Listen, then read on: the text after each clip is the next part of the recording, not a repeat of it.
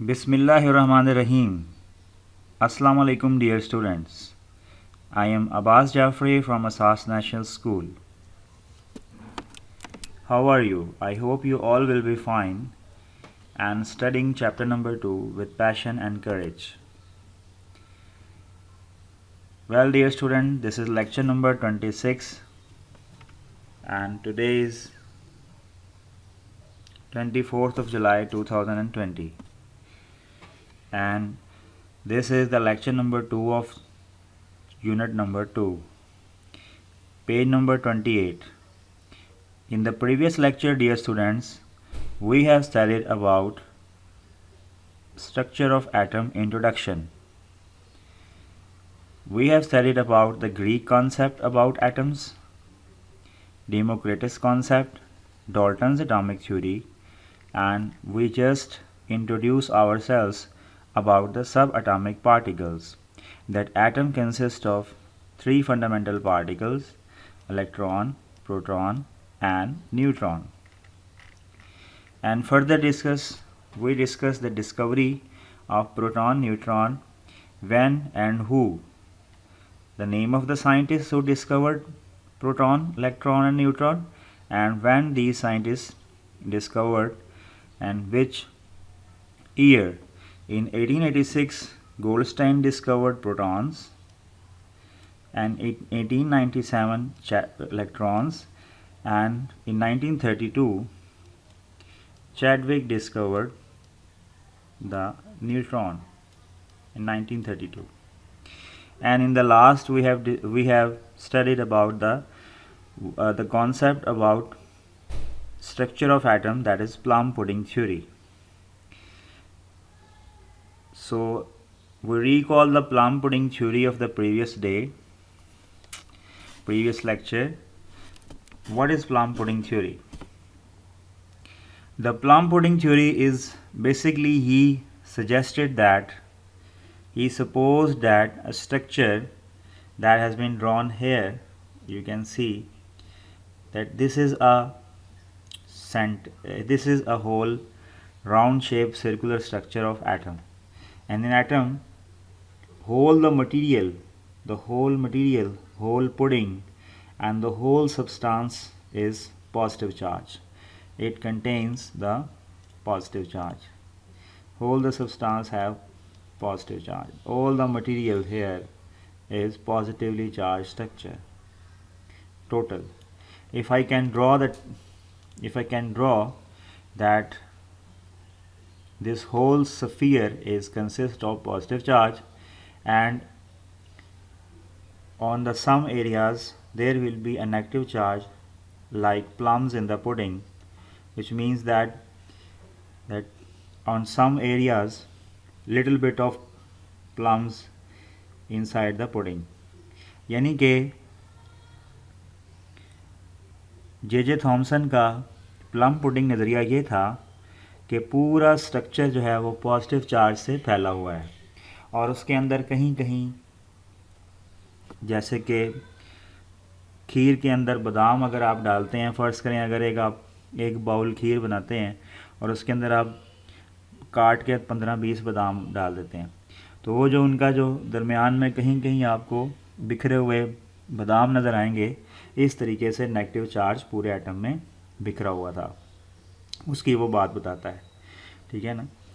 थोड़ा सा अगर हम इसको मज़ीद एक्सप्लेन कर लेते हैं, अगर हम डायग्राम्स शो करके बताते हैं, तो ये जो सर्कल है इसको हम अगर और बड़ा कर लेते हैं, ठीक है ना, यहाँ पे ले आए इस सर्कल को, we made this circle again. So the whole structure is positively charged, you can say. सारे structure के ऊपर from either side it is a positive charge structure, and every area.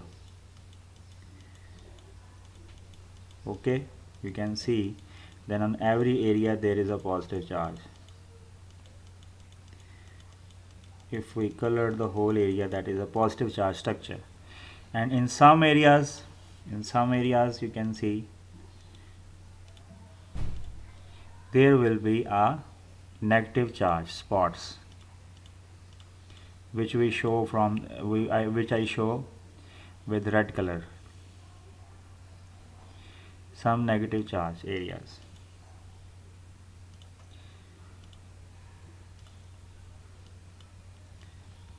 And these are the negative charge, like plum in the pudding. These red dots are electrons, negative charge particles, and the whole sphere is positive charge. So dear students, let's move on our today's topic, that is cathode rays and discovery of electrons. Cathode rays and discovery of electron, this is our topic. So the question here arises about this topic is, write down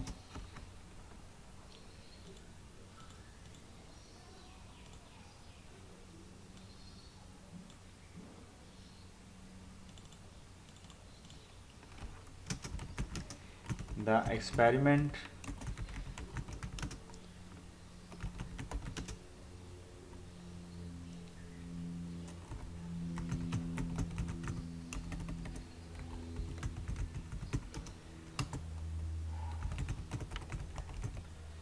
वो experiment बताएं जिस experiment पे cathode rays ने electron वो experiment बताएं जिसमें हमने ये डिस्कवर किया था कि electrons is a fundamental particles. तो बेसिकली वो हमने यही डिस्कस किया था कि पहले हमने रेस को डिस्कवर किया था और फिर बाद में हमने कंक्लूड किया था कि these rays are basically cathode rays. So start में we will get the intro, heading intro की देनी है आपने, ठीक है ना। We get the heading of introduction.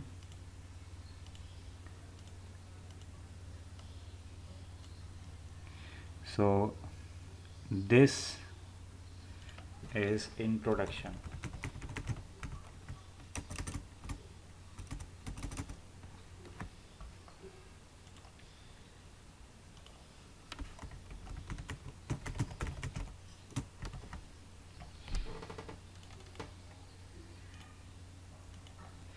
Introduction part. In 1895, Sir William Crookes performed experiments by passing electric current through gases in discharge tube at very low pressure. एक शीशे की डिस्चार्ज ट्यूब है, जिसके ग्लास की ट्यूब होती है, जिसके अंदर हमने 2 पॉइंट्स के ऊपर इलेक्ट्रोड्स या 2 पॉइंट्स के ऊपर करंट के एंट्री का पॉइंट और करंट के एग्ज़िट का पॉइंट जो है वो दिया होता है। तो अब इसके सेंटर में कुछ भी नहीं होता, इसके सेंटर में जो करंट होता है वो रेस की शक्ल में ट्रैवल करता है from one area to another area. यानी कि आप यूँ कह सकते हैं कि नॉर्मली करंट फ्लो करता है वायर्स के थ्रू, बट दिस डिस्चार्ज ट्यूब जिसके अंदर चार्ज को आप कन्वर्ट कर देते हैं in the form of rays, and these rays travel through the tube and convert the current और charge. Sir William Crookes was the British chemist and physicist, and he was pioneer of vacuum tubes. He worked on spectroscopy. Vacuum tubes, dear students, एक शीशे की tubes होती हैं जिसका ये बात को यकीनी बनाया जाता है कि करंट का फ़्लो एक डायरेक्शन में हो, करंट का फ़्लो एक ख़ास डायरेक्शन में हो। इसको एक डायरेक्शन से दूसरी डायरेक्शन में ले जाने के लिए हम वैक्यूम ट्यूब्स को यूज़ करते हैं। इसकी मिसाल अगर मैं आपको दे दूं, सिंपल सी मिसाल ये है कि फ़र्ज़ करें ये एक हमारे पास तालाब है, ये हमारे पास एक गार्डन है और इसके अंदर ये क्यारियाँ बनी हुई हैं छोटी सी। These are the beds in a garden, ठीक है ना। यहाँ पौधे लगे हुए हैं सारे, ठीक है।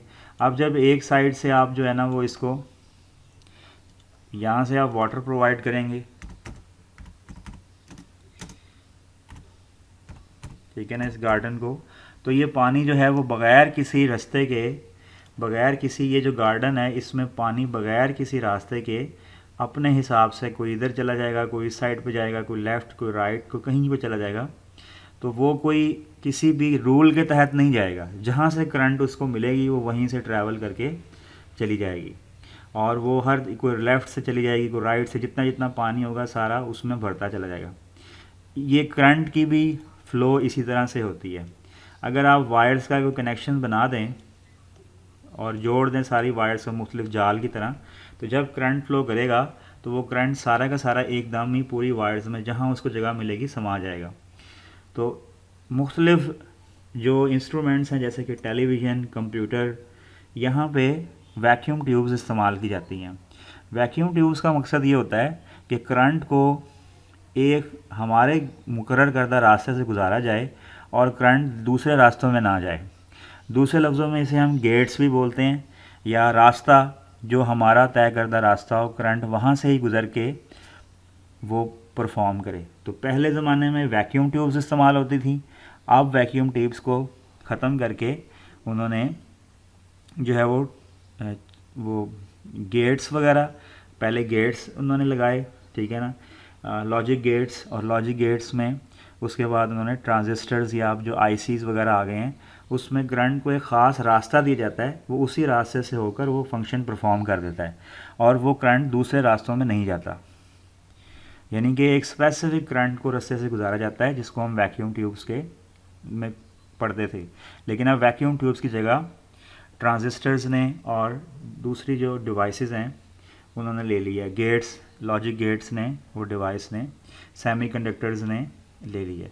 तो अब वो गेट्स इस्तेमाल नहीं होते वैक्यूम ट्यूब्स, लेकिन वैक्यूम ट्यूब्स का मकसद करंट को एक डायरेक्शन में फ़्लो करना है, from one direction to other. तो नॉर्मली जो होता है वो मैंने आपको बताया कि करंट जहाँ पे कनेक्शन हुए हैं सारे, एक दफ़ा आप स्विच ऑन करेंगे सारी जगहों पे करंट फैल जाएगा। लेकिन जब आप इंस्ट्रूमेंट्स या मोबाइल या दीगर जब आप कोई भी चीज़ प्रेस करते हैं तो करंट का जो डायरेक्शन है वो उसी जगह पे होती है जहाँ वो प्रेस होता है। तो ये इसके लिए हम इसको वैक्यूम ट्यूब्स को इस्तेमाल करते हैं। मज़ीद डिटेल आप आगे फर्दर क्लासेस में पढ़ेंगे। वैक्यूम ट्यूब्स क्या होती हैं इसको डिस्कस करने के लिए दोबारा से इस लेक्चर को रिवाइंड करके देखिए। अच्छा, he took a glass tube fitted with two metallic electrodes which was connected to high voltage battery। उन्होंने, होता ये है कि जो करंट होता है उसको रेस की शक्ल में लाने के लिए बैटरी की पावर या बैटरी का जो प्रेशर है या उसे हम इंग्लिश में वोल्टेज या पोटेंशियल डिफरेंस भी कहते हैं, वो वोल्टेज बहुत ज़्यादा होना चाहिए। उससे ये होगा जो करंट जब यहाँ फ़्लो करेगा तो इस कनेक्टर के जाने के फ्रॉम कैथोड करंट फ़्लो करेगा, तो कनेक्टर के बाद जब ये इस ट्यूब के अंदर जाएगा जहाँ के ऊपर वैक्यूम क्रिएट हुआ है या जहाँ पे बहुत कम मकदार है गैस की, तो उस वक्त ये रेस की शक्ल में कन्वर्ट हो जाएगा current. It forms into the beam of electrons, electrons की एक बीम बन जाएगी। और ये वैक्यूम ट्यूब्स आपको टेलीविज़न जो थे पुराने, एलईडी तो अब नए आए हैं, लेकिन पहले जो वैक्यूम ट्यूब्स वाले टीवी होते थे उसके अंदर भी ऐसे ही होता था कि एक सिग्नल्स जो थे वो कन्वर्ट हो जाते थे बीम ऑफ इलेक्ट्रॉन्स में, और वो बाद में जो है वो टीवी पर शो होते थे। When high voltage current was pass through the gas, shiny rays were emitted from the cathode which travels towards the anode as shown in figure. जो रेज पैदा हुई तो उन्होंने कहा कि जो करंट थी, इलेक्ट्रॉन्स थे, इलेक्ट्रिसिटी थी, बिजली थी, वो रेस की फॉर्म में कन्वर्ट हो गई। उसको उन्होंने कैथोड रेस का नाम दिया। तो ये जो एक्सपेरिमेंट था डियर स्टूडेंट्स, ज़रा आप गौर से देखें, 1895 में हुआ, ठीक है जी, 1895 में हुआ। और यहाँ पर जो डिस्कवरी है इलेक्ट्रॉन की वो 1897 में। तो 2 साल पहले साइंटिस्ट में विलियम क्रुक्स जो था उसने क्या किया, कैथोड रेस को डिस्कवर किया। लेकिन कैथोड रेस को बाद में डिस्कवर करने के बाद इलेक्ट्रॉन्स का नाम किसने दिया? The name electron was given to the cathode rays is through J Thomson. J Thomson को यह सेहरा जाता है कि उसने कैथोड रेस की स्टडी जो है उसको फर्दर यूज़ किया in the discovery of protons. और जो कैथोड रेस की विलियम क्रुक्स ने कैथोड रेस की जो क्या कहते हैं बताई थी कैरेक्टरिस्टिक्स, तो ये क्वेश्चन आता है, राइट डाउन द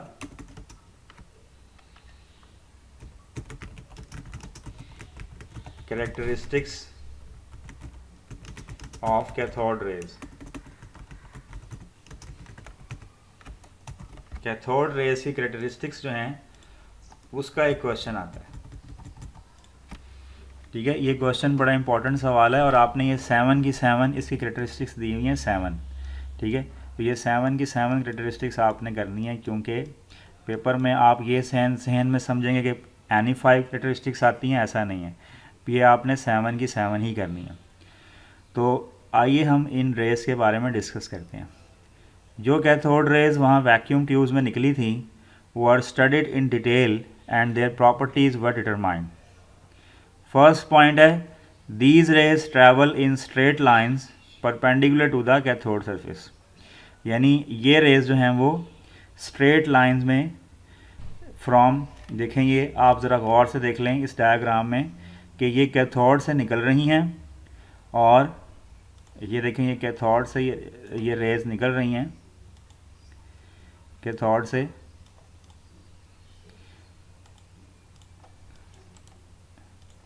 कैथोड से ये रेज जो हैं वो हमारे पास these rays travel from cathode से निकल रही हैं और ये ट्रैवल कर रही हैं स्ट्रेट लाइन में। ठीक है ना, from cathode to anode, from negative terminal to positive terminal. तो these rays travel in straight line perpendicular to the cathode surface. आप ज़रा गौर करें परपेंडिकुलर होता क्या है। परपेंडिकुलर होता है, ये लाइन लगाई है मैंने, ये हॉरिजेंटल लाइन है, इसके ऊपर अगर मैं ये लाइन लगा दूंगा तो एक लाइन जो है वो दूसरी लाइन के क्या है, परपेंडिकुलर है, यानी 90 का एंगल बनाना चाहिए। ठीक है ना, तो एंगल जो है वो 90 का हो, इसे हम बोलते हैं परपेंडिकुलर। यानी कि हम जब ज़मीन पर सीधे खड़े होते हैं, when we will be in upright position, जब हम ज़मीन पर सीधे खड़े हो जाते हैं तो अपराइट पोजीशन होती है हमारे पास। ठीक है ना, ये एक लाइन लगा दी मैंने, ठीक है, उसके बाद ये मैंने दूसरी लाइन लगा दी, तो दैट लाइन इज़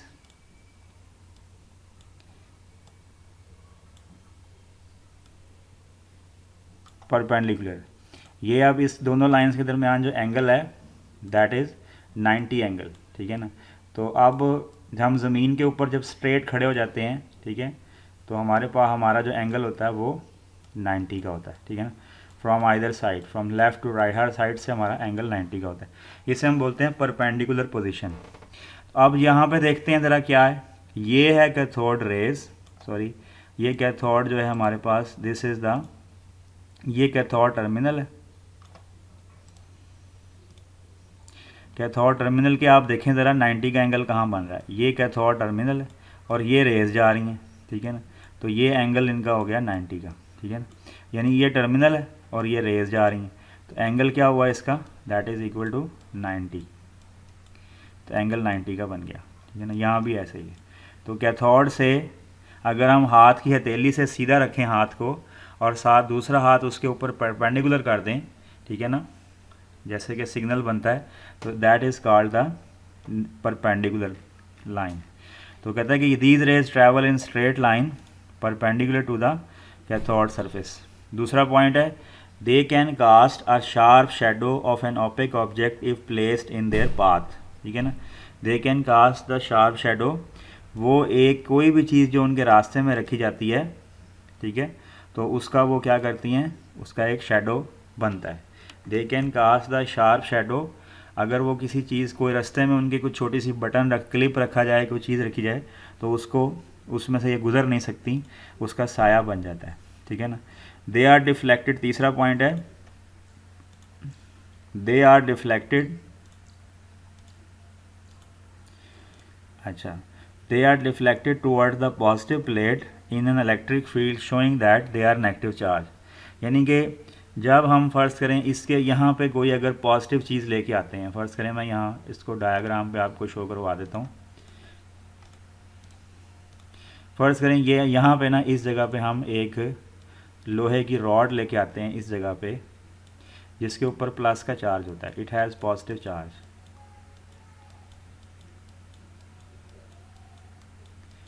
अब जब ये पॉजिटिव चार्ज होगा तो ये रेज नेगेटिव है, ये यूँ आएंगी, इस तरफ हो जाएंगी, ऐसे ऐसे शो हो जाएंगी, इसकी डायरेक्शन जो है वो इस साइड पे आ जाएगी फ्रॉम पॉजिटिव प्लेट। ठीक है ना, तो नेगेटिव से निकली, अब इस साइड पे देखा उन्होंने ये पॉजिटिव है इस साइड पे, इसका मतलब है अपोजिटली चार्ज एक दूसरे को अट्रैक्ट कर रहे होते हैं, इसलिए ये रेज भी पॉजिटिव साइड पे चली जाती। They are deflected towards positive plate, ये वैक्यूम ट्यूब थी, ठीक है, इधर से कैथोड रेज आ रही थी यूँ सीधी, तो इधर आना शुरू हो जाएंगी इस साइड पे, क्योंकि यहाँ पे क्या होगा पॉजिटिव चार्ज, खुद ये क्या है नेगेटिवली चार्ज है, ठीक है ना। तो मज़ीद मैंने एक्सप्लेन किया, ऊपर देखें डायग्राम के अंदर आपको साफ नज़र आ रहा होगा। आप जिस भी फ़र्ज़ करें शीशे को, अगर आप शीशे के ऊपर या शीशे को आप मुलाहिज़ा करें तो इसकी जो शीशा है वो उसकी क्या कहते हैं टेम्परेचर बढ़ जाएगा। The rays the temperature of the body on which they fall, ठीक है ना, उसका टेम्परेचर। उसके बाद नेक्स्ट है जे थॉमसन ने क्या किया था, उनका चार्ज कैलकुलेट किया, जितना उनका मास निकला था उसके साथ उनकी charge to mass ratio calculate की। यानी कि इसका मतलब ये होता है कि जब आप कोई भी चीज़ जो बहुत ज़्यादा मिकदार में, अब इलेक्ट्रॉन है, अब इलेक्ट्रॉन्स का हम एक इलेक्ट्रॉन का चार्ज तो कैलकुलेट नहीं कर सकते, तो हम क्या करेंगे कि हम बहुत ज़्यादा इलेक्ट्रॉन्स को का उनका कलेक्शन ऑफ चार्ज लेके जो उन सारों पे कितना चार्ज था और उसको मैस से डिवाइड कर देंगे। इसे हम बोलते हैं E/m, E/m यानी चार्ज ओवर मैस। अब डेफिनेटली अगर एक इलेक्ट्रॉन का फाइंड करना हो तो वो फाइंड नहीं हो सकता, क्योंकि यहाँ नंबर तादाद तो दी नहीं हुई। तो हम कहते हैं कि कितनी उसका मैस था और कितने उसका चार्ज ट्रैवल हुआ उसको डिवाइड कर लेते हैं, ठीक है। तो ये हमारे पास एक मेजरमेंट का यूनिट आ जाता है कि चार्ज के हिसाब से कितना मैस ट्रैवल हुआ, ठीक है ना। ये कोई आप ये नहीं कह सकते कि ये चार्ज की तादाद बताता है, बल्कि ये चार्ज का फ़्लो बताता है कि इतने मास के हिसाब से इतना फ़्लो हुआ था चार्ज का। ये भी एक बहुत ज़्यादा यानी कि काबिल अंडरस्टैंड करने की चीज़ होती है कि कितना चार्ज था और कितना फ़्लो हुआ था, चार्ज टू मास। अच्छा, अब हुआ ये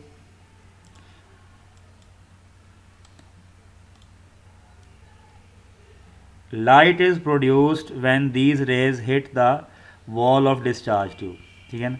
लाइट पैदा होती है जब ये रेज जो हैं वो डिस्चार्ज ट्यूब को हिट करती हैं। It was found that same type of rays were emitted. अब क्योंकि ये इलेक्ट्रिक करंट से ये रेज पैदा होती हैं तो इलेक्ट्रिक करंट तो हर जगह से गुजरेगा, ठीक है।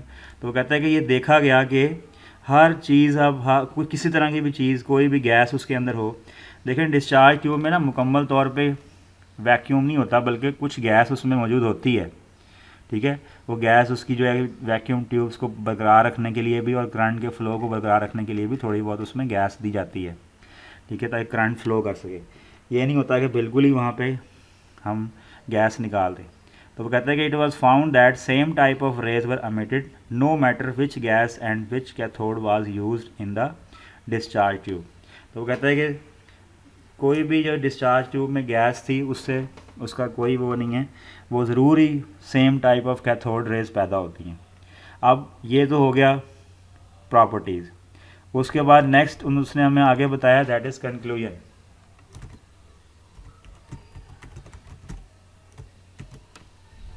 अच्छा, कंक्लूजन दिया था जे थॉमसन ने।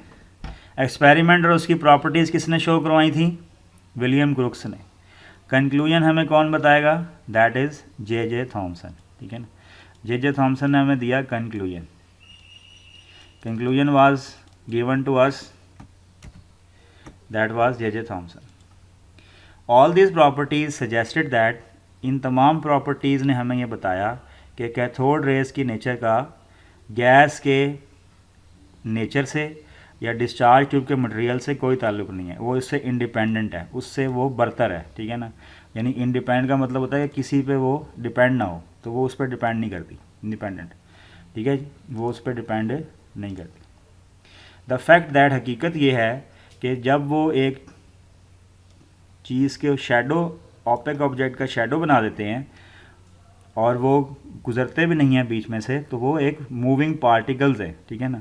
वो एक बाकायदा प्रॉपर उनका जो है वो पार्टिकल्स का एक बाकायदा मूविंग पार्टिकल्स का मैस मौजूद है। दे आर मूविंग पार्टिकल्स, ठीक है। तो they are given the name electron, given the name electron. As we know materials are compose of atoms, hence the electrons are fundamental particles of atom. तो electron जो हैं वो fundamentals, atoms के fundamentals particle है, ठीक है। तो ये कंक्लूजन है कि एंड पे जे थॉमसन ने ये कह दिया कि ये तमाम खसूसियात हमें मेटल्स की नज़र आती हैं तो इस that's why they are the fundamental particles of atom. ठीक है, they were given the name electrons since all the material produce same type of particles, it means all the material contain electron। तो हर चीज़ के अंदर electron पाए जाते हैं, जहाँ जहाँ से ये रेस निकलती हैं दीज आर इलेक्ट्रॉन। तो ये बाद में कहा गया कि इलेक्ट्रॉन जो कि किसी मैटर या मटेरियल के अंदर से निकलते हैं बेसिकली उस मैटर का हिस्सा होते हैं और उसका एक फंडामेंटल पार्टिकल्स होते हैं। ओके डियर स्टूडेंट्स, इसकी प्रॉपर्टीज़ आप एज असाइनमेंट याद करें और जितना चैप्टर 2 पढ़ा हुआ है, ये जो 2 लेक्चर हैं फर्स्ट एंड 2, इन्हीं का मंडे को हम इंशाल्लाह टेस्ट कंडक्ट करेंगे।